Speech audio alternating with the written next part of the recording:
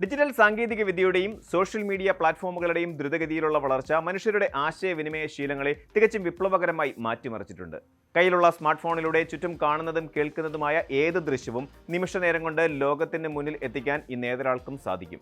എന്നാൽ അശ്രദ്ധമായി കൈവിട്ടു പോകുന്ന ഇത്തരമൊരു പോസ്റ്റോ അല്ലെങ്കിൽ ഒരു വീഡിയോ ഷെയറോ വലിയൊരു നിയമക്കുരുക്കിലേക്കും ആയുഷ്കാലത്തെ അധ്വാനമില്ലാതാക്കുന്ന ശിക്ഷാ നടപടികളിലേക്കും വഴിതുറന്നേക്കാമെന്ന കടുത്ത ഓർമ്മപ്പെടുത്തലുമായി ഒമാൻ പബ്ലിക് പ്രോസിക്യൂഷൻ രംഗത്തെത്തിയിരിക്കുകയാണ്.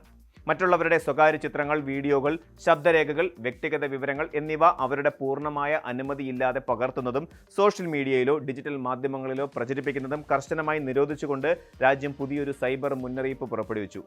സൈബർ കുറ്റകൃത്യങ്ങൾ തടയുന്നതിനുള്ള ഒമാന്റെ പുതിയ നിയമപ്രകാരം ഇത്തരം പ്രവൃത്തികളിൽ ഏർപ്പെടുന്നവർക്ക് 3 വർഷം വരെ തടവും 5000 ഒമാനി റിയാൽ, അതായത് ഏകദേശം 12.5 ലക്ഷത്തോളം ഇന്ത്യൻ രൂപ വരെ പിഴയുമാണ് ശിക്ഷ വിധിച്ചിരിക്കുന്നത്. ഒമാനിൽ നിലവിൽ വന്ന റോയൽ ഡിക്രി നമ്പർ 61/2026 പ്രകാരമുള്ള സൈബർ കുറ്റകൃത്യ നിരോധന നിയമത്തിലെ ആർട്ടിക്കിൾ 36 ഡിജിറ്റൽ സ്വകാര്യതയെക്കുറിച്ചുള്ള വ്യക്തമായ വ്യവസ്ഥകൾ ഉൾപ്പെടുത്തിയിരിക്കുന്നത്. സാധാരണക്കാർ കരുതുന്നത് പോലെ കേവലം അപകീർത്തികരമായ വ്യാജ വാർത്തകൾ പ്രചരിപ്പിക്കുന്നത് മാത്രമല്ല ഇവിടെ കുറ്റകരം. ഒരാളുടെ വ്യക്തിപരമായോ കുടുംബപരമായോ ഉള്ള സ്വകാര്യതയെ ലംഘിക്കുന്ന രീതിയിൽ ചിത്രങ്ങൾ എടുക്കുക, രഹസ്യമായി ഫോൺ സംഭാഷണങ്ങൾ റെക്കോർഡ് ചെയ്യുക, അവ മറ്റുള്ളവർക്ക് അയച്ചു നൽകുക, തത്സമയം സംപ്രേഷണം ചെയ്യുക, ഫോണിൽ പകർത്തി സൂക്ഷിക്കുക തുടങ്ങിയവയെല്ലാം നിയമവിരുദ്ധമാണ്. ഏറ്റവും ശ്രദ്ധേയമായ കാര്യം, പ്രചരിപ്പിക്കുന്ന ദൃശ്യമോ വിവരമോ 100% സത്യസന്ധവും യാഥാർത്ഥ്യവുമാണെങ്കിൽ പോലും അത് മറ്റൊരാൾക്ക് ദോഷം വരുത്താനോ വ്യക്തിഹത്യ നടത്താനോ ഉള്ള ഉദ്ദേശത്തോടെയാണെങ്കിൽ കടുത്ത നിയമ നടപടി നേരിടേണ്ടി വരുമെന്നതാണ്.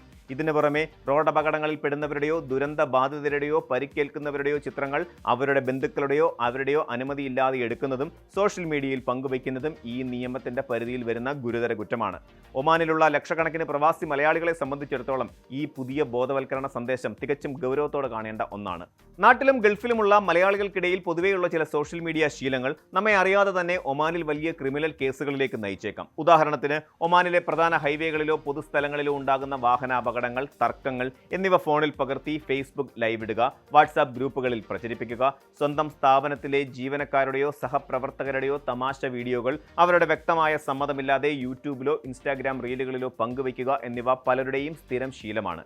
കൂടാതെ തൊഴിൽപരമായ തർക്കങ്ങളിലോ സാമ്പത്തിക ഇടപാടുകളിലോ തെളിവുണ്ടാക്കുക എന്ന വ്യാജേന സ്വകാര്യ ഫോൺ സംഭാഷണങ്ങൾ അവരുടെ അനുമതിയില്ലാതെ റെക്കോർഡ് ചെയ്ത് മൂന്നാമതൊരാൾക്ക് അയച്ചു കൊടുക്കുന്നതും സൈബർ കുറ്റകൃത്യമായി മാറും. തമാശയ്ക്കോ അല്ലെങ്കിൽ വാർത്തകൾ ആദ്യം അറിയിക്കാനുള്ള ആവേശത്തിലോ ചെയ്യുന്ന ഇത്തരം കൊച്ചു കാര്യങ്ങൾ പോലും ജോലി നഷ്ടപ്പെടുന്നതിനും ജയിൽ ശിക്ഷയ്ക്കും വൻതുക പിഴ അടയ്ക്കുന്നതിനും കാരണമാകാം.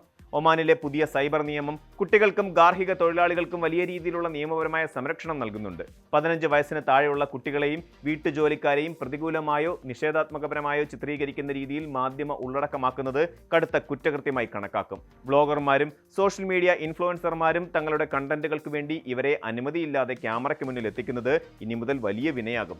അതുപോലെ തന്നെ നിർമ്മിത ബുദ്ധിയോ അല്ലെങ്കിൽ മറ്റ് അത്യാധുനിക എഡിറ്റിംഗ് ആപ്പുകളോ ഉപയോഗിച്ച് ഒരാളുടെ ചിത്രങ്ങളോ ശബ്ദമോ ദൃശ്യമോ തിരുത്തൽ വരുത്തി പ്രചരിപ്പിക്കുന്നതും വികൃതമാക്കുന്നതും ശിക്ഷാർഹമാണ്.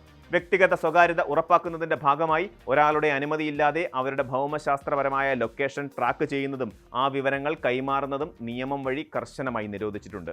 UAE ഉൾപ്പെടെയുള്ള മറ്റ് ഗൾഫ് രാജ്യങ്ങളിൽ നിന്ന് വാരാന്ത്യങ്ങളിലോ സലാല ഖരീഫ് സീസണിലോ ഒമാനിലേക്ക് യാത്ര ചെയ്യുന്ന വിനോദസഞ്ചാരികളും ബിസിനസ് ആവശ്യങ്ങൾക്കായി എത്തുന്നവരും ഈ നിർദ്ദേശങ്ങൾ പ്രത്യേകം ഓർമ്മിക്കേണ്ടതുണ്ട്.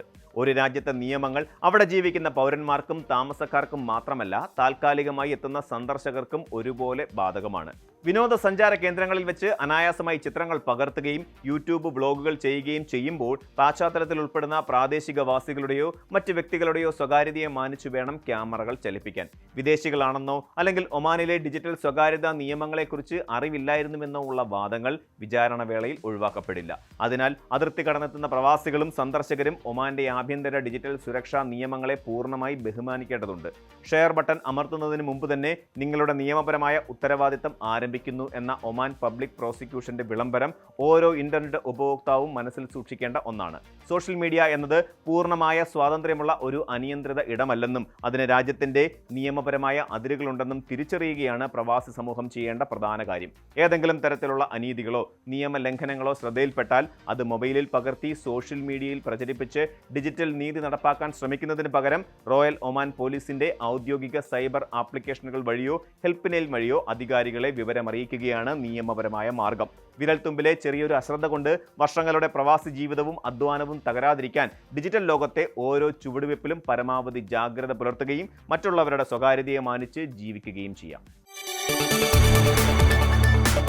കൂടുതൽ വാർത്തകൾക്ക് news 18 Keralam YouTube channel subscribe ചെയ്യുക.